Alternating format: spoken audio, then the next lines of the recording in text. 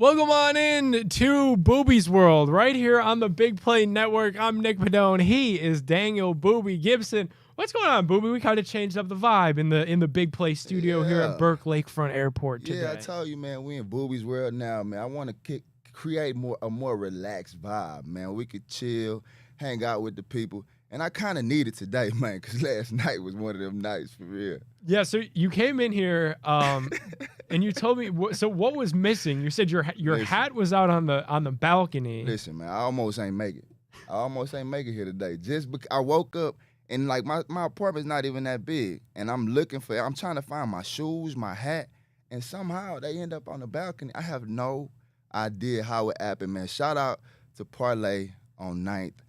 I could be doing business with them in the future, man, but one of my friends had a party there last night, man. It was epic, and yeah, so I'm still recovering.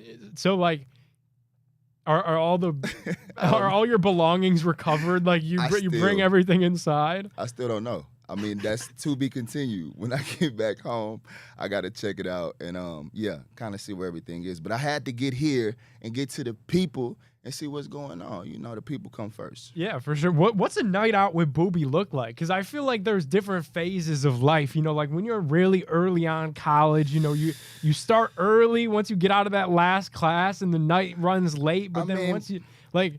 I mean, we talking... young Booby or Booby now? Let's go. We could go both. I'm a little more mature. You know, I'm more of a lounge type vibe. You know what I'm saying? A little hookah, a little R&B, live music. You know, that's more the vibe right now. But young Booby, you know what I'm saying? We the Beatles. We outside. The party. We got a party at 10. The pregame at 10. Yep. Party at 12. After party at 2, and then the after party is at the crib. Yeah. So. Yeah, so like all night. I know how to have a good time. But around now, like what's the timeline look like now for like chill vibes, Booby? Chill, Booby, grown and sexy. Yeah, we in bed by 10. We at home by 10. Just with the belongings all on the patio. Yeah, we get a good 8 o'clock vibe. You know what I'm saying? We good by 11. We watching Netflix then. Yeah, we chilling. Yeah, for sure. I do got a question for the chat, right? I'm trying to figure out, where does one single meet somebody these days outside of a lounge or a club? Like, drop that in the chat. Like, where do you go to meet somebody? I mean, I know you got a relationship. You happily in your relationship. But for us single people out here in the streets, I don't know where you go. Like, some people say church, you know, but I don't know. The grocery store, where do you meet people? Yeah, I feel like it's tough now because social especially media, is that what we? It's got to be social media. Like that's the biggest thing. It's not fair. Yeah, it's the biggest thing now. But like, dude, like our parents, you know, like before social media was even a parents, thought. they met at school. Like my parents. I mean, shout out to the Gibsons. They still together right now from high school. So okay. That's a success story. Right. You want that, but I don't have that. So I'm trying to figure out, how do I figure this thing out, man? Dude, I think it's just like the Tinder machine. Like the what? Like just Tinder, Bumble, you know, like look at our guys in here. Like our producers, our social guys. What are we calling our social guy Jack that does the social clips for this show?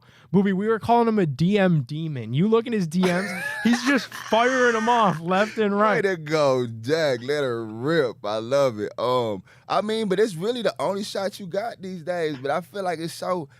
Don't nobody really know who to get to meet the real person from getting them online. So you don't even know really what you getting. So, man, shout out to everybody in relationships, man, because it's hard out here in these streets trying to figure it out. I be in them DMs too, though, but I'm the vanish mode demon, though. I can't leave a trail. You know what I'm saying? I wonder if Jack. I mean, he'll see this and clip it, but yeah. I wonder if he's on vanish mode. Something tells me he's not. Something tells me he's just firing them off plain. Man. But I mean, and I answer DMs too. So listen, man, big girls, thick girls, you know, I like them with a little weight on them. Man. Hey, DM me. I respond. We can talk. I guess this is the only way to meet somebody. So I'm shooting my shot. Because I mean, outside of that, like seriously, let's get serious for a second. This is a real. Where do you go? Yeah, because outside of that, like let's leave social media out of it. Like your best chance truly is being out, parlay on nights, or like the club. I don't really want to meet you in the club. Like I don't. Yeah. That's that's like. I You're feel like there that's for that. You know what I'm saying? Like, unserious encounters. You know? Yeah, we can hang out, but I don't want to meet you there. And I've been trying to figure out like where do you go and how do you do it, but I don't. Yeah, y'all help me out. I mean, maybe the chat knows. Yeah, grocery store, church is a good one, I guess. But yeah, I would love to meet me a woman in church. I feel like my church is just old people. But I'll go to church now on my phone too. I have to tell my wife's church on Sunday, so I don't even go. I want to go, but yeah, all right. It's rough out here. We're going to figure it out. Make sure you guys tweet at Boobies World. Show where do you go to meet somebody? That's the question that we're asking today on the program. But today on the show, guys, we're going to talk all things NBA playoffs. We're going to take a look at some of the top storylines around the NBA. We are also going to bring on potentially a guest. I think we have a Knicks fan, Booby, that's riding high, I think. We got new things coming at y'all, man. It's Booby to the streets, man. It's Booby with the people. Like, I think we want to start bringing in the fans and just having that raw conversation, fan to player, and just try to get some of these questions answered. He's a big-time Knicks fan, which I hate, but we're going to enjoy having him on the show. Yeah, so he'll definitely want to do some talking after what happened last year, but hey, still an opportunity for our Cavs. The Knicks moved on. Cavs could be moving on, so all good things. He was scared. I can't wait to get him on because a couple days ago he was scared when Maxey went crazy. And you know what? I want to go back to that. Last week on the show, I talked about Maxey, and I kind of brushed over the fact that award that he received. And he deserves so much more credit than I gave him when I think about how Embiid went down this year, how Harden left this year, and that kid just came in every game and did his thing. All of his numbers went up, and he even showed the other night that he can be the Robin to Embiid's Batman. So, man, shout out to Tyrese Maxey for most improved. I didn't get to give him as much love as he deserved. I got to give our guys their flowers. Rose to the occasion. Absolutely. Baller. I mean, yeah, the weight was on his shoulders after that Embiid injury, and then they fell to where they fell in the standings. And you could argue probably had that Embiid injury not happened, the Sixers probably are a much higher seed than 6 because Maxey emerged so well even when Joel Embiid was on the floor. So, it just so happened in that series, Booby, that Brunson was just the better player. As good as Maxey was all year, and in that series, Jalen Brunson was really good. Brunson is tough, man. He is tough. What do they call a big body Brunson, and he just be out there having his way. And I was thinking, and I go back down in the Knicks culture, and I got another question for the chat. Who are your greatest Knicks of all time? Right? We go Bernard King, Walt Frazier, Patrick Ewing. But I'm just looking at the way Jalen Brunson is making that Knicks culture fun to watch again and how he's just becoming that guy. I just feel like if he can stay on this pace for years to come, he's really young, he has a potential to be one of the greatest Knicks of all time and potentially one of the greatest Knicks point guards of all time. Still just 27 years old is Jalen Brunson. The future is bright. The playoff success already started last year, seemingly on that same warpath after a very nice round 1 victory against the Philadelphia 76ers, who were no slouch of an opponent despite their 6th seed in that Eastern Conference. Let's step aside. When we return on Boobies World, we're going to hit you guys with some Cleveland Cavaliers talk. Don't go anywhere. More of Boobies World right after this.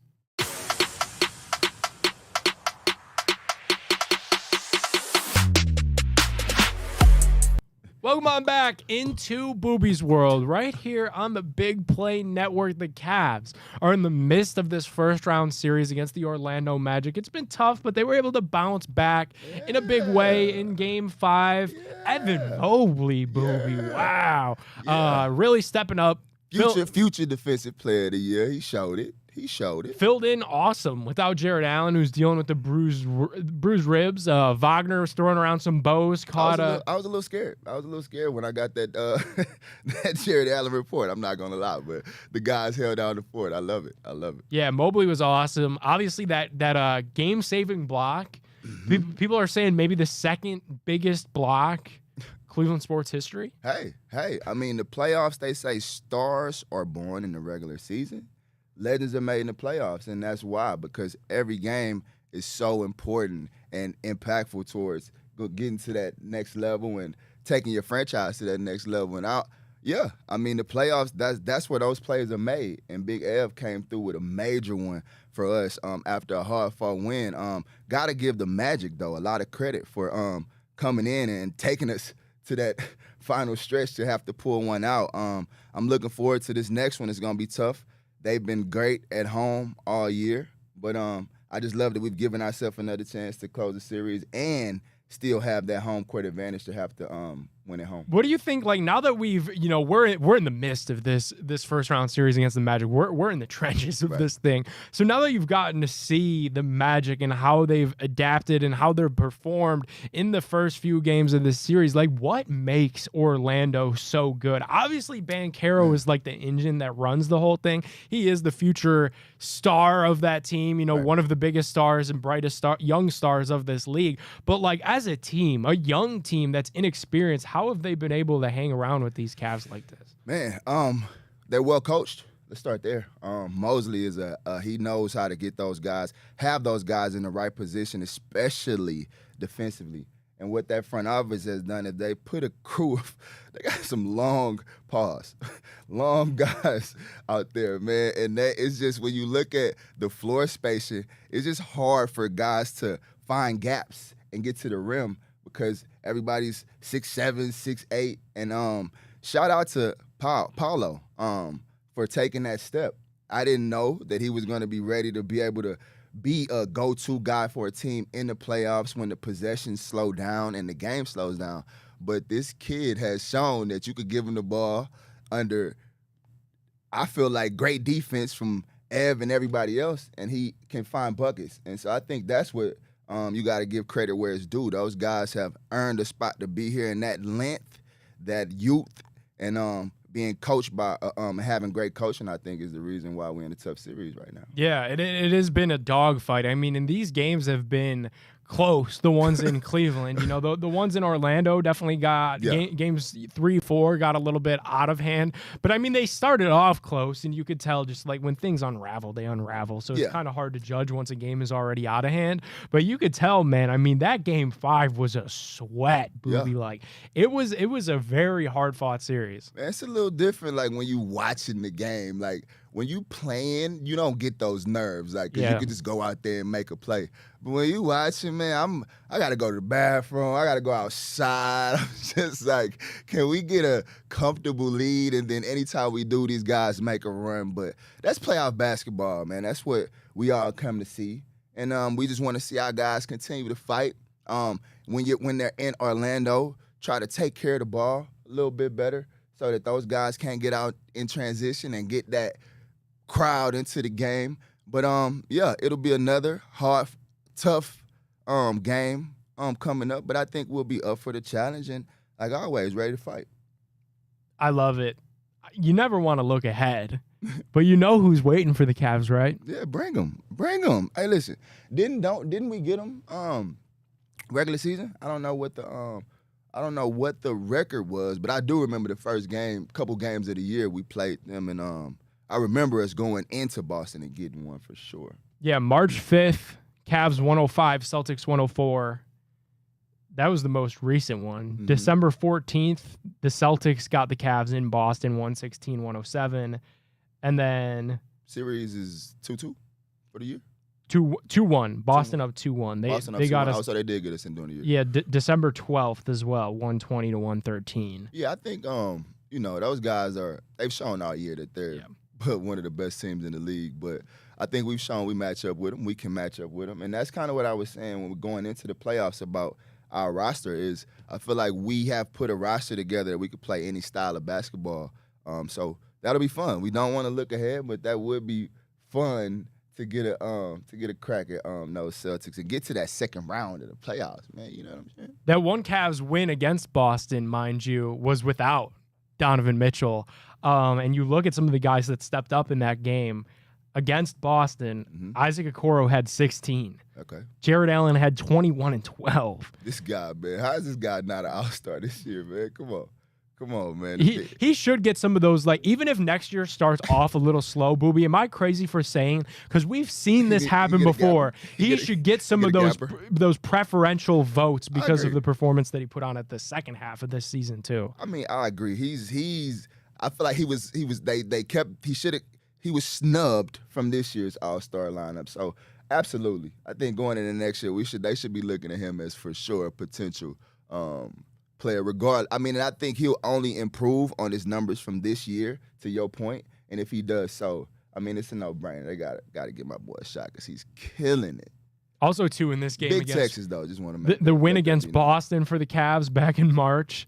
Dean Wade, 23 points, 8 rebounds in the absence of Donovan Mitchell. So shout out to the Diener, man. That just tells you how full team effort. Tells you how deep this roster is, man. It tells you how deep this roster is. Yeah, and obviously they would hope to get him back for that series. And again, don't want to look too far ahead, but regardless of who has Boston up next, they're going to have to do it with no Kristaps Porzingis, which we've seen Boston do before. They were a plenty good team last year. It was just Jason Tatum and Jaylen Brown. But, man, this season, all throughout the regular season, we've seen how big of an impact KP has made as a rebounder, shot blocker, stretch shooter, shooting the rock as a big man. What kind of absence will that create? Having Kristaps Porzingis, because he is confirmed out for the entirety of that second round. I'm trying to tell you what people got to understand. Winning an NBA championship, yes, you have to be good.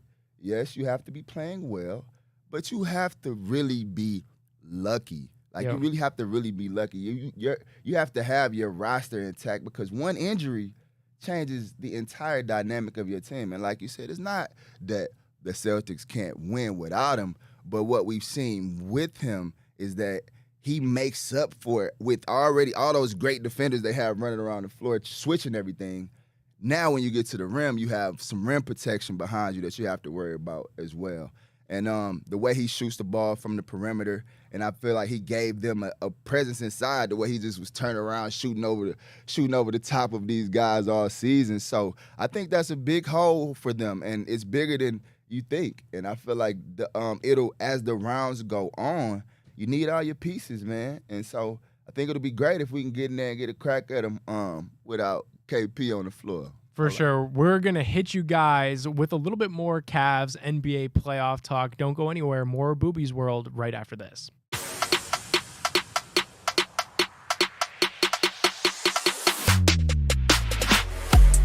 Welcome on back into Booby's World right here on the Big Play Network. I'm Nick Padone. He is Daniel Booby Gibson.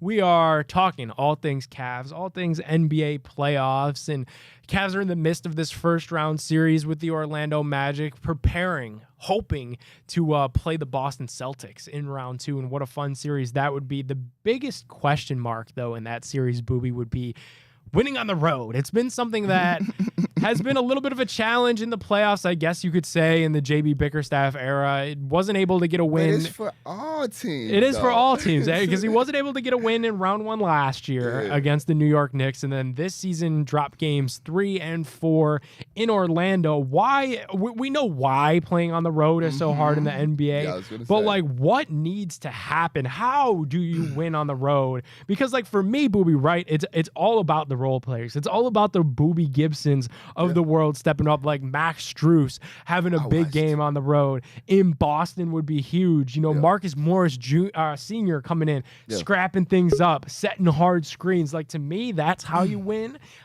on the road in the playoffs. But I want to hear from you. Like, what would the Cavs need to do in a road series in Boston? Which, by the way, you've told me that, like, TD Garden, no joke of a place. Man, I can't downplay. It's just so hard to do in the league, man. And I got lucky.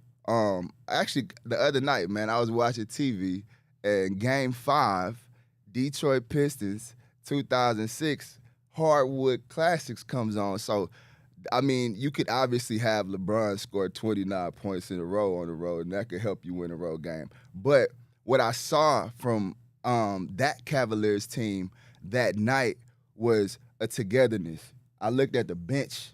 I saw the entire bench was standing up pretty much after every play. I saw a possession where Larry, I was at the free throw line. I had made 2 free throws, and Larry walks up behind me and, like, tells me some things in my ear, and I'm just like, and to me, it was like we were all on the same page, and we were all locked in on the mission, and I feel like that's the only way that you can get it done on the road is for you to get out there and have that bunker mentality. Like, if you really got to go in there, like, I'm finna take one. That's the mentality. You can't go in there cool. There's nothing cool about winning on the road and going into a hostile environment. So I think it's mentality. And obviously, if we're thinking about game specifics, taking care of the ball is normally the most important thing when you're on the road. And just doing everything with force. When you first enter the game, like, they need to feel every cut.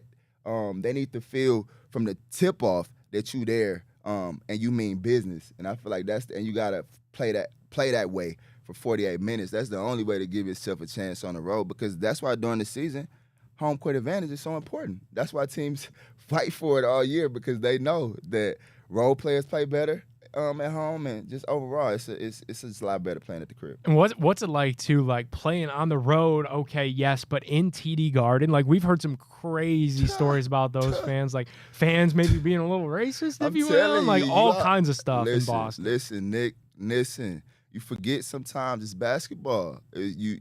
I've seen guys want to run into the stands. Boston is a place where you generally feel like you want to run into the stands and just forget about the basketball for a second. Oh, there's my guy. But yeah, Boston is one of those tough environments to be in, and one of the toughest places I could say I ever had to play. For sure. All right, we are going to step aside. When we return on Booby's World, we are going to bring in our featured guest this week. We're talking a little Knicks. Don't go anywhere. More Booby's World right after this.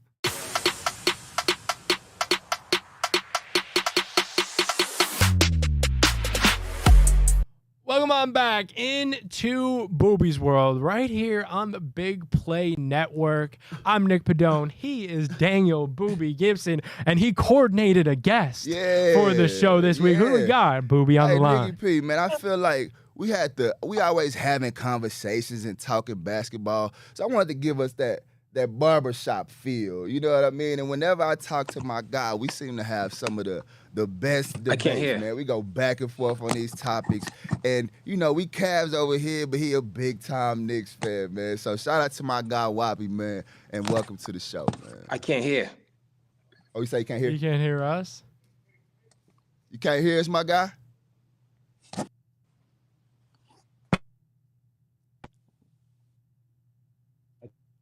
Okay, I'm back now. I can hear you. There we go. Yeah, you got that New York technology going on right there, huh? Yeah, you know how y'all do it in NY, huh?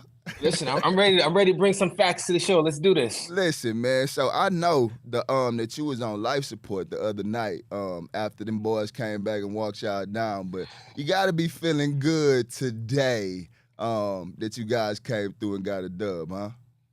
As a Knicks fan, I realized we got to go through stuff the rough way sometimes to get to paradise. So, I went to sleep the other night. I said, oh, man, it's not looking good. But, even yesterday, we was up by 22 first quarter, then we down by 10. I'm like, look, here we go. So I got to give y'all some love. I can say I've been a bit of a Brunson hater. But as a Knicks fan, how do you feel about him coming in and changing that culture and making, New York basketball fun to watch again? So as a Knicks fan, I'm gonna be honest. Initially, when we got Brunson, I wanted them to get Malcolm Brogdon. I'm like, we're not giving Brunson $100 million. We just Brogdon's a little bit better. Yeah. I don't think it's anybody walking the earth right now that say they could predict it what he was gonna do. Nobody can predict that. I'm happy now. Now he went from being overpaid for a few weeks, and now he's completely underpaid. But I'm happy with it. Yeah, I'm definitely happy with it. Right. That's how I feel. Because coming in, I don't think nobody expected him to. And even right now, it's like everybody's forgot about Julius Randle. It's like he ain't even on the roster. So what do y'all do? Is that now a piece for y'all, or how y'all feeling? I actually want to have WAP in the conversation when we start to talk about the changing of the guard in the league, right? When we're talking about like the Lakers and maybe half of Team USA not being in the playoffs right now. Yeah, I'm curious to have your take on if some of these guys got switched to other teams or traded, or should some of these teams be blown up? So to start, let's jump into this is for you and WAP, the Suns. With the Suns getting swept, how do we feel about the future of that organization? And if you could play GM, what would y'all do? You want me to go first in this one? Yeah, go for it. Either one. I feel like the weakest link on that situation was Bradley Beal. They needed a point guard. That's first. Right. Every team, I don't care who's on your team, you need a point guard to direct people, get people in the right sets and everything like that. Bradley Beal completely peed the bed this series. Like the whole season, he wasn't healthy, which health happens. But then this whole series, can't get right for some reason, huh? He did nothing. Yeah. Durant, I feel like sometimes you got to start looking at Durant too, because Durant, you ain't been right since Golden State. Hey, see that now this when it gets tricky. Listen, I know that's your Texas buddy. I know that's your Texas brother. I get it. What?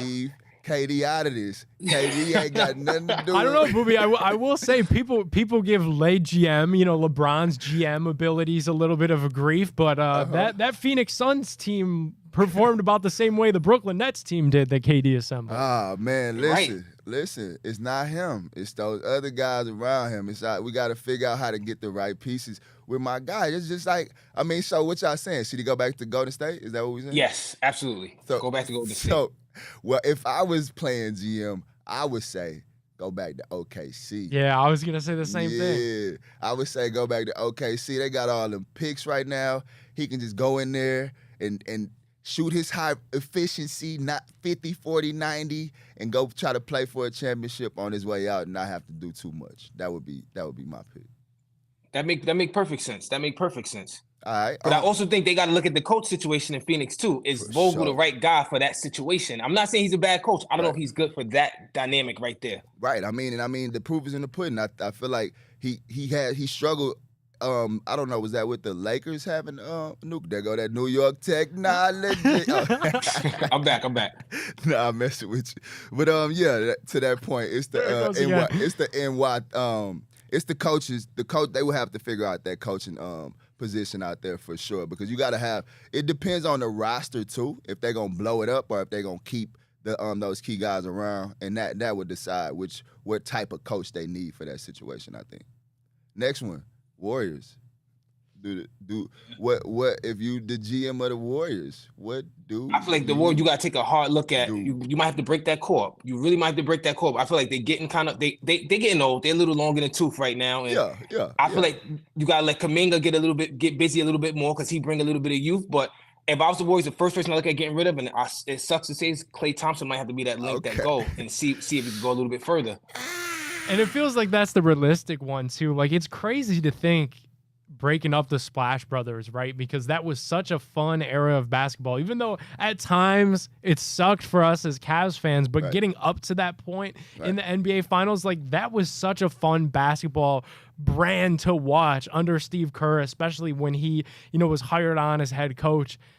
But I'm with you. I think it is Klay Thompson, because you can't move on from Steph, right? Like, he's like the Kobe of that organization in this era. That's a good.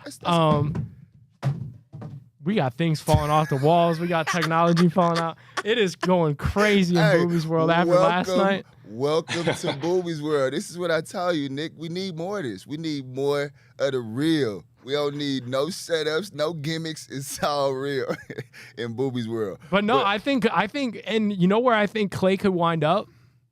Orlando.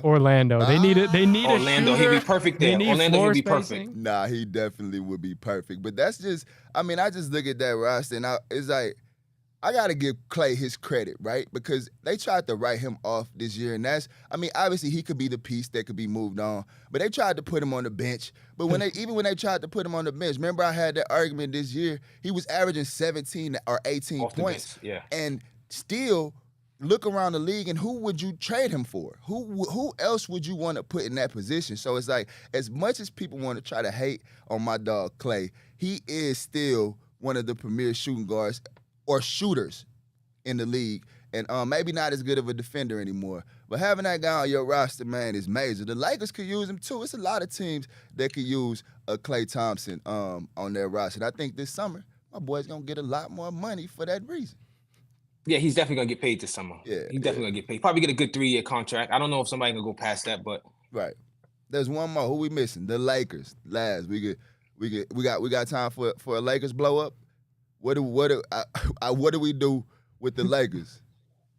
I feel like I think Darvin Ham getting the raw end of the stick right now, which is not fair. But not fair at all. His son coaches on my team with the G League, and what I know about his dad and what I see in his son, well prepared, very disciplined, able to motivate a team. So shout out to Darvin Ham. What I'm hearing out, I don't like that the coach is always the scapegoat in situations when things go bad. Y'all know who the Lakers might need, and you're not gonna like this, Gib, but talk to me. That's why I got you here. They need to go get Donovan Mitchell out of Cleveland. They can use him. That's who they need. See what I'm saying? You can't say that. That's who they need. They need Donovan Mitchell. Nah, in my opinion, Spider, every team in the NBA would want Spider. So you can't say the Lakers, we need Spider with the Cavaliers. You know what I'm saying? Like actually with going into this game, right, these last 2 games, I feel like this will be an opportunity for Spider to show his value with the Cavaliers. And I just think that moving forward, we got the young core for somebody like Spider to want to build with. He don't want to go to L.A. with AD, Mr. Glass out there, man, and try to he's good. Because everybody knows where he want to go. He want to come to the Big Apple, but we don't know if we need him right now. That's what they thought. I don't believe that, but I love that you hear, because that's a speculation. That's what the streets say. The streets say, is that where he from? Where's Don from? Yeah, he's from Long Island. He's from Long Island. His father worked for the Mets. Yeah, I knew you would say something like that. You just wanted want him to come play for the Knicks. No. I mean, I did, but we got JB now, so I don't know how him and Garland look a little suspect some nights. So I don't know how him and JB look. So what? I take DG and Spider against, for sure. Who is it? Brunson and DiVincenzo. Who you got out? I don't even know who your backcourt mate is. Who is it? Listen, they said that last year too, and we saw what happened. It was a gentleman's sweep. Could be a rematch in the Eastern Conference Finals this year. That would be one hell of a floor for a rematch at MSG. We're gonna step aside. We got more Boobies World right after this. Don't go anywhere.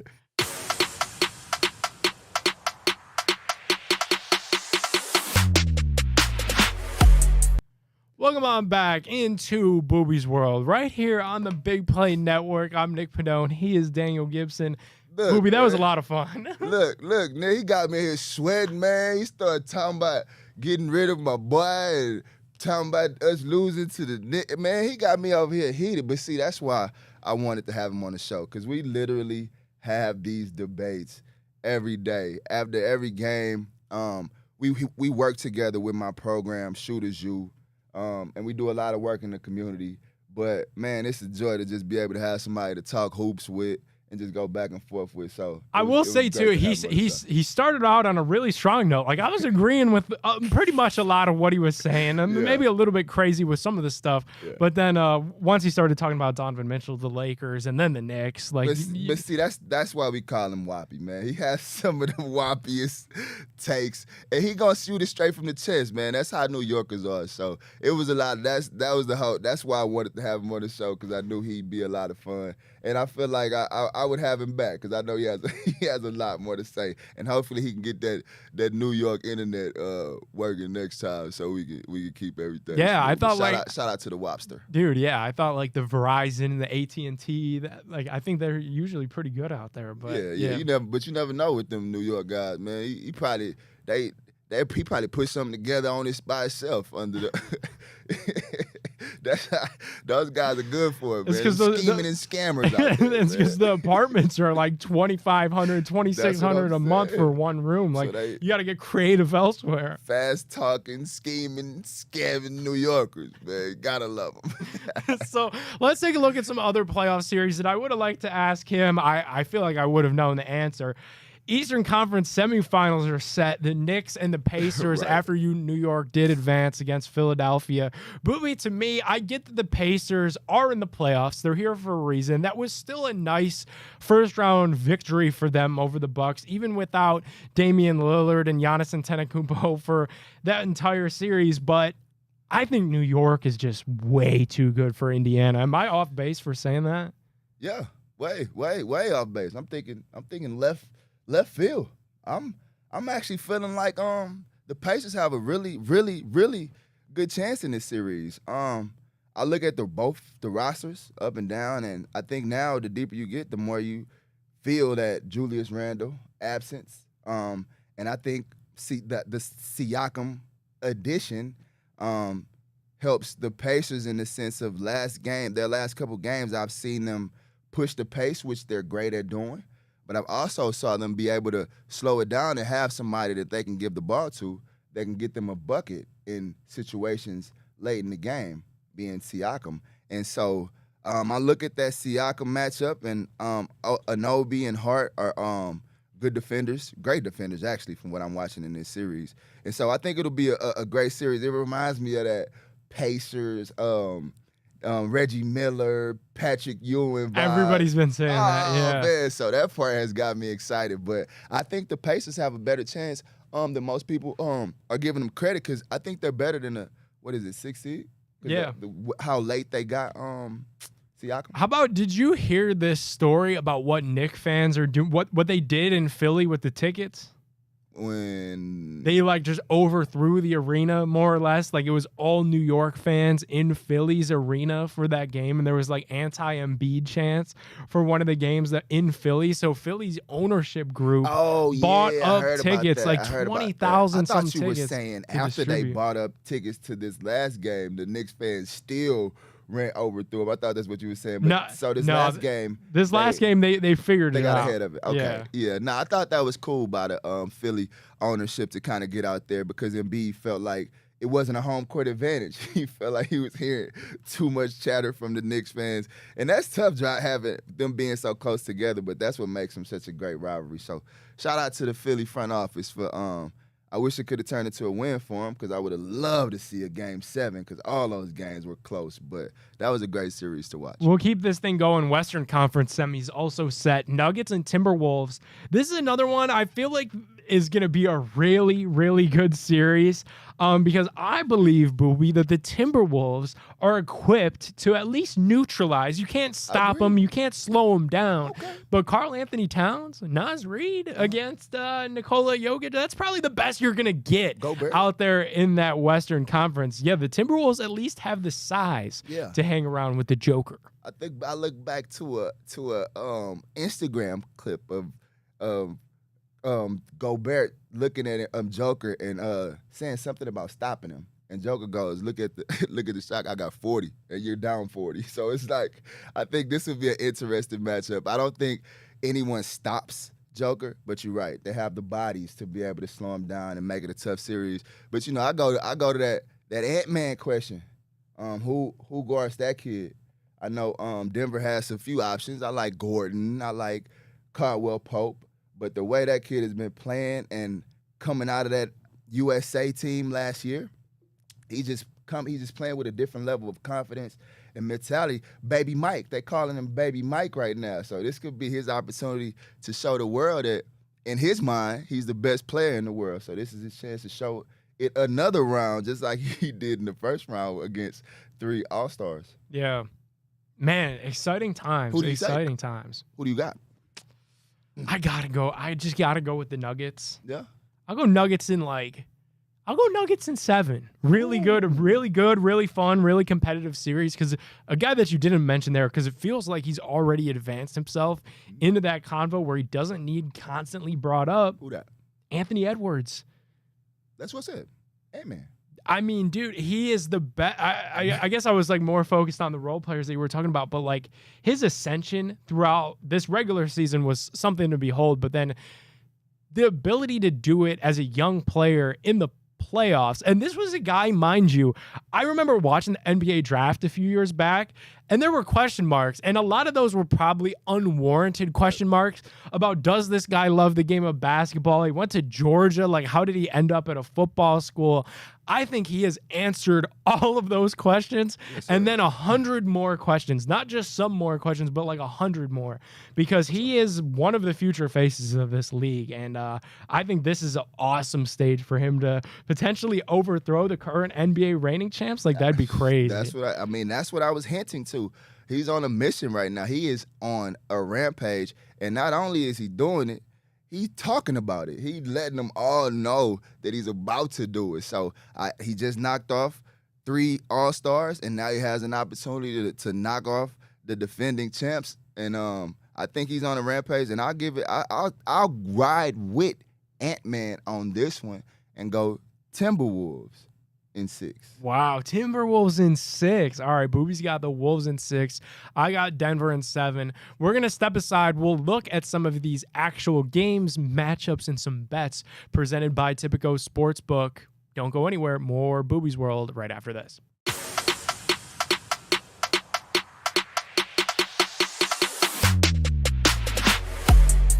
Welcome on back into Booby's World right here on the Big Play Network. I'm Nick Padone. He's Daniel Booby Gibson. Before we run out of time, make sure to follow Booby's World on all your favorite social media platforms. We appreciate you guys tuning into us on Bally Sports as well, but make sure you show some love on the Twitter machine, on YouTube, on Instagram, all at Booby's World Show. As always, the show is brought to you by our friends over at Tipico Sportsbook. Go check out Tipico Sportsbook. If you're betting on these playoffs right now and you're not on Tipico, you got to get a reality check, because cashback rewards is the game changer on Tipico Sportsbook. You get up to 5% cash back on every single bet that you place. Now, this isn't like a bonus bet. This isn't a bet credit. This is actual 5% of cash back that you could deposit right out of your account. You could put it in your bank. You could put it in your Venmo, Cash App, whatever you want to do with it. Download Tipico Sportsbook. When you do, use promo code BOOBY150, and that'll get you started. A lot of game ones coming up this week as the semis are set. Booby, what's like your mindset, your strategy in game one? We heard a lot in like the LeBron era that he would use game ones as like a feel out game to feel out the opponent. What are they going to do? How are they going to attack us this way? When we attack them, how are they going to adjust? Is that kind of your philosophy too, even as now a fan, to watch and bet on these game ones? Yeah, I mean, that's what it is. Just like a boxing match. You get in, you try to see, you might have to take a punch here and there, throw a punch. But what you do want to do in that game one is make your mark. You want to come into that game with some aggression, some intensity, and let that team know that you're there to play. But yeah, there'll be a fill-out period of understanding what that team is doing against you in that series as far as coverages, how they're guarding your guys, and how they want to play. But yeah, the goal is to bring that intensity game one and let them know. Love it. T-Wolves at Nuggets. I know you have Wolves in 6 in your predictions. Denver 4.5-point favorites in this game on Saturday for game one. I think I'm going with the underdog. I'm gonna take Minnesota to steal game one. And then Monday, we got the Pacers, another team that you were really high on in our prediction segment, Booby.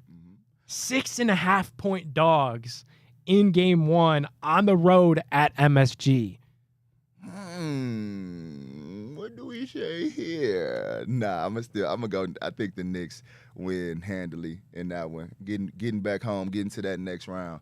And then that's the fill-out game for the Pacers as they try to figure out how they want to guard and what they want to do in that series. Good to know. All right, future. What after this? What are we doing with the show? We got the chill vibes going. We got some guests on. I think I like having guests on. I think I like the live. How'd you like the setup today too? How'd you like your new seat? I love this chair, man. Especially after the night I had. I'm never leaving this seat, man. So expect me back right here. And I think we keep bringing fans on, and I think we just up the fan engagement. I think more live, more questions. And more fun. Yeah, even Cavs fans, as the Cavs look to carry on into these playoffs and throughout the offseason, we'll have a ton of fun. Pick somebody out the chat, man. In Booby's World, come on up into the studio. If you're here local, Northeast Ohio, we tape the show every week. Burke Lakefront Airport. Yeah, bring them on up. Randomly pick have some conversations, out the chat, man. So you're watching the show. Make sure you comment, like, subscribe, all that good stuff. Booby's World Show on social media. We will see you guys next week.